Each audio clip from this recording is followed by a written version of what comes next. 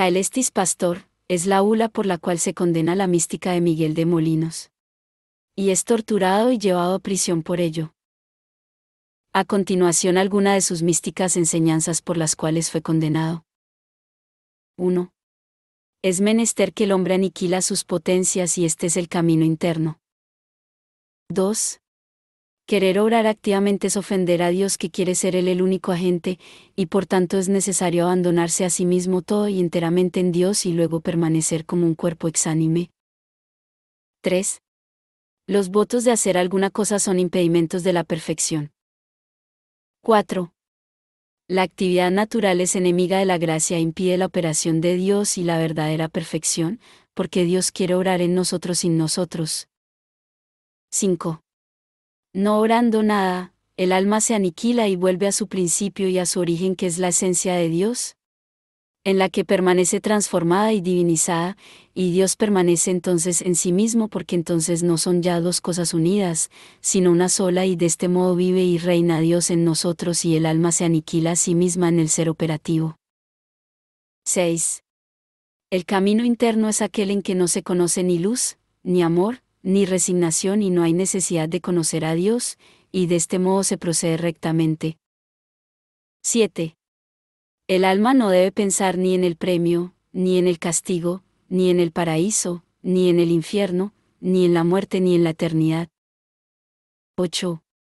No debe querer saber si camina con la voluntad de Dios, si permanece o no resignada con la misma voluntad, ni es menester que quiera saber su estado ni nada propio, sino que debe permanecer como un cadáver exánime. 9. No debe el alma acordarse ni de sí, ni de Dios, ni de cosa alguna, y en el camino interior toda reflexión es nociva, aun la reflexión sobre sus acciones humanas y los propios defectos. 10.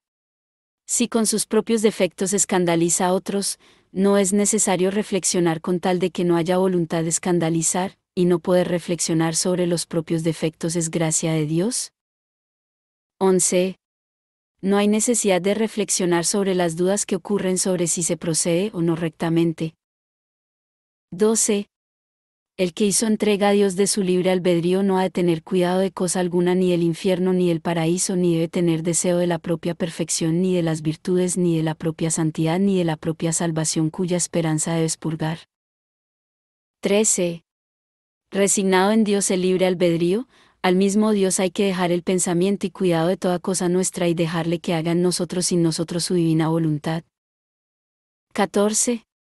El que está resignado a la divina voluntad no conviene que pida a Dios cosa alguna, porque el pedir es imperfección, como quiera que es exacto de la propia voluntad y elección. Es querer que la voluntad divina se conforme a la nuestra y no la nuestra a la divina, y aquello del Evangelio pedí y recibiréis en 16, 2-4 no fue dicho por Cristo para las almas internas que no quieren tener voluntad, al contrario, estas almas llegan a tal punto que no pueden pedir a Dios cosa alguna. 15. Como no deben pedir a Dios cosa alguna, así tampoco le deben dar gracias por nada, porque una y otra cosa es acto de la propia voluntad. 16. No conviene buscar indulgencias por las penas debidas a los propios pecados, porque mejor es satisfacer a la divina justicia que no buscar la divina misericordia, pues aquello procede de puro amor de Dios, y esto de nuestro amor interesado, y no es cosa grata a Dios ni meritoria, porque es querer huir la cruz. 17. Entregado a Dios el libre albedrío y abandonado a Él el pensamiento y cuidado de nuestra alma, no hay que tener más cuenta de las tentaciones ni debe oponérseles otra resistencia que la negativa, sin poner industria alguna, y si la naturaleza se conmueve, hay que dejarla que se conmueva porque es naturaleza. 18. El que en la oración usa de imágenes, figuras, especies y de conceptos propios no adora a Dios en espíritu y en verdad. 19. El que ama a Dios del modo como la razón argumenta y el entendimiento comprende, no ama al verdadero Dios. 20. Afirmar que uno debe ayudarse a sí mismo en la oración por medio de discurso y pensamientos cuando Dios no habla al alma es ignorancia. Dios no habla nunca. Su locución es operación y siempre obra en el alma cuando ésta no se lo impide con sus discursos, pensamientos y operaciones. 21. En la oración hay que permanecer en fe oscura y universal, en quietud y olvido de cualquier pensamiento, particular y distinto de los atributos de Dios y de la Trinidad, y así permanecer en la presencia de Dios para adorarle, amarle y servirle, pero sin producir actos porque Dios no se complace en ellos. 22. Este conocimiento por la fe no es un acto producido por la criatura, sino que es conocimiento dado por Dios a la criatura. Que la criatura no conoce que lo tiene ni después conoce que lo tuvo, y lo mismo se dice el amor. 23. Los místicos con San Bernardo en la obra Scala Claustralium distinguen 4 grados: la lectura, la meditación, la oración y la contemplación infusa. El que siempre se queda en el primero nunca pasa al segundo, el que siempre está parado en el segundo nunca llega al tercero, que es nuestra contemplación adquirida en la que hay que persistir por toda la vida, a no ser que Dios sin que ella lo espere atraiga al alma a la contemplación infusa, y al cesar esta, debe el alma volver al tercer grado y permanecer en él sin que vuelva más al segundo o al primero. 24. Cualesquiera pensamientos que vengan en la oración, aun los impuros, aun contra Dios, los santos, la fe y los sacramentos, si no se fomentan voluntariamente ni se expelen voluntariamente, sino que se sufren con indiferencia y resignación, no impiden la oración de fe, sino antes bien la hacen más perfecta porque el alma permanece entonces más resignada a la voluntad divina. 25. Aun cuando sobrevenga el sueño y uno se duerma, sin embargo se hace oración y contemplación actual, porque la oración y la resignación y la oración son una misma cosa, y mientras dura la resignación dura la oración. 26. Aquellas 3 vías, purgativa, iluminativa y unitiva, son el mayor absurdo que se haya dicho en la mística, puesto que no hay más que una vía única, a saber, la vía interna. 27. El que desea y abraza la devoción sensible, no desea ni busca a Dios, sino a sí mismo, y el que camina por la vía interna hace mal al desearla y esforzarse por tenerla, tanto en los lugares sagrados como en los días solemnes. 28. El tedio de las cosas espirituales es bueno como quiera que por él se purga el amor propio. 29. Cuando el alma interior siente fastidio por los discursos acerca de Dios y las virtudes, y permanece fría sin sentir en sí misma fervor alguno, es buena señal. 30. Todo lo sensible que experimentamos en la vida espiritual es abominable, sucio e impuro. 31. Ningún meditativo ejercita las verdaderas virtudes internas que no deben ser conocidas de los sentidos, es menester perder las virtudes. 3.32. Ni antes, ni después de la comunión se requiere otra preparación ni acción de gracias para estas almas interiores, sino la permanencia en la sólita resignación pasiva, porque ella suple de modo más perfecto todos los actos de virtud que pueden hacerse y se hacen en la vía ordinaria, y si en esta ocasión de la comunión se levantan movimientos de humillación, petición, o acción de gracias, hay que reprimirlos siempre que no se conozca que proceden de impulso especial de Dios. En otro caso son impulsos de la naturaleza no muerta todavía. 33. Hace mal el alma que va por este camino interior, si en los días solemnes quiere citar en sí misma por algún conato particular algún devoto sentimiento, porque para el alma interior todos los días son iguales, todos festivos, y lo mismo se dice de los lugares sagrados, porque para tales almas todos los lugares son iguales. 34. Dar gracias a Dios con palabras y lengua no es para las almas interiores que deben permanecer en silencio sin oponer a Dios impedimento alguno, para que oren ellas, y cuanto más se resignan en Dios experimentan que no pueden rezar la oración del Señor o Padre Nuestro. 35. No conviene a las almas de este camino interior que hagan operaciones aún virtuosas por propia elección y actividad, pues en otro caso no estarían muertas, ni deben tampoco hacer actos de amor a la bienaventurada Virgen, a los santos o a la humanidad de Cristo, pues como estos objetos son sensibles, tal es también el amor hacia ellos. 36. Ninguna criatura, ni la bienaventurada Virgen, ni los santos han de tener asiento en nuestro corazón, porque Dios quiere ocuparlo y poseerlo solo. 37. Con ocasión de las tentaciones por furiosas que sean, no debe el alma hacer actos explícitos de las virtudes contrarias, sino que debe permanecer en el sobredicho amor y resignación. 38. La cruz voluntaria de las mortificaciones es una carga pesada e infructuosa y por tanto hay que abandonarla. 39. Las más santas obras y penitencias que llevaron a cabo los santos no bastan para arrancar del alma ni un solo apego. 40. La bienaventurada Virgen no llevó jamás a cabo ninguna obra exterior y sin embargo fue más santa que todos los santos. Por tanto pueden llegarse a la santidad si no habrá alguna exterior. 41. Dios permite y quiere para humillarnos y conducirnos a la verdadera transformación, que en algunas almas perfectas aún sin estar posesas, haga el demonio violencia a sus cuerpos y las obligue a cometer actos carnales aún durante la vigilia y sin ofuscación de su mente, moviendo físicamente sus manos y otros miembros contra su voluntad, y lo mismo se dice de los otros actos de su yo pecaminosos, en cuyo caso no son pecados porque no hay consentimiento en ellos. 42. Puede darse el caso que tales violencias a los actos carnales sucedan al mismo tiempo de parte de dos personas, a saber, de varón y mujer, y de parte de ambos se siga el acto. 43. En los siglos pretéritos, Dios hacía a los santos por ministerio de los tiranos, mas ahora los hace santos por ministerio de los demonios, que al causar en ellos las violencias antedichas, hace que se desprecien más a sí mismos y se aniquilen y resignen en Dios. 44. Job blasfemó y sin embargo no pecó con sus labios porque fue por violencia del demonio. 45. San Pablo sufrió tales violencias en su cuerpo por lo que escribe: no hago el bien que quiero sino que practico el mal que no quiero. 46. Tales violencias son el medio más proporcionado para aniquilar el alma y conducirla a la verdadera transformación y unión, y no queda otro camino, y este camino es más fácil y seguro.